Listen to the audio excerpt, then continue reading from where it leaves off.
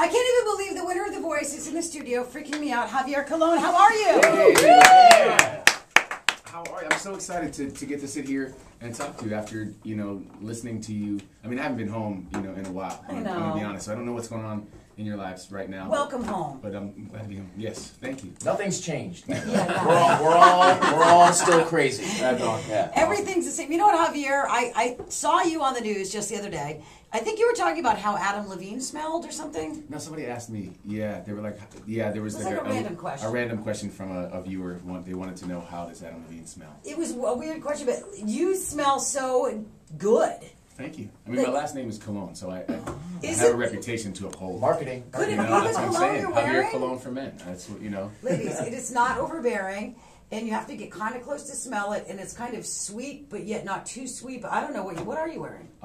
It's a Superiorless. Actually.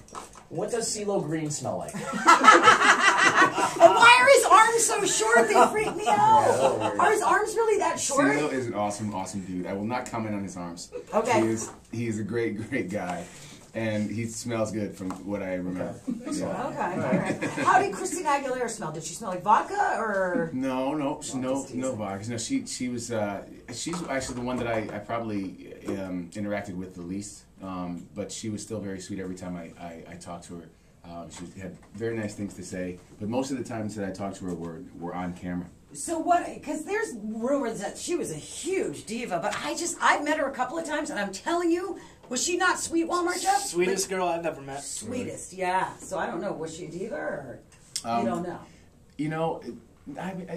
I'm not really. I mean, she's a superstar. So Yeah. I mean, she has her hair and makeup people, and all. There's a lot of folks around her. Love it. But I mean, I didn't hear her bossing anybody around or saying, "Go get me a donut," or I mean, there was none. It was nothing like that. Now, when you were on The Voice, like obviously, NBC, they had you, and you kind of had to run with what they had for you schedulally.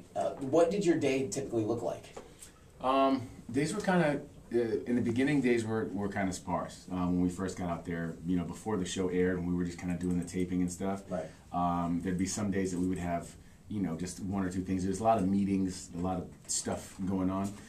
Business stuff, But once we started filming, those days got pretty long because there's a lot of waiting around. You have to kind of be ready to go. They want things to run quickly, and sometimes that just doesn't work out. But I mean, we'd wake up sometimes at 5, get to hair and makeup by 6, and you have to be on set by 7 or 8. Oh my God! Long days, just long days, and you have to sit and wait and kind of be ready and be warmed up to kind of get out there and perform on the performance days. Right. And other days you just have to. They're filming you rehearsing and stuff like that. You just kind of have to be ready at all times. Now, was there a lot of pressure on you? Because I watched the show with my family, and it was like you were a front runner from like day one. Yeah. Did you feel like it was everywhere? You were all over the internet. Did you feel that there was more pressure on you to go out? And I know obviously you want to perform well every night, but to bring it every night, what was that like? Just having all that pressure on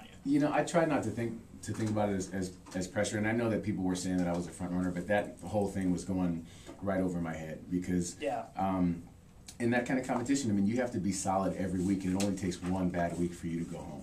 So I wasn't looking at it like, they're like, oh, he's going to win, or he's the front runner. And I was like, yeah, but those people don't understand, how it works. You got to give the performance of your life every week. You have to just absolutely nail it, because if you sing a song that's not like, it was stressful. Yeah, I mean, if you don't, if you don't sing your face off every week, and you sing kind of a mediocre song or something, then somebody else absolutely kills it. Yeah. You're going home, and then there goes that front runner stuff that everybody was talking about. Yeah. So I didn't even.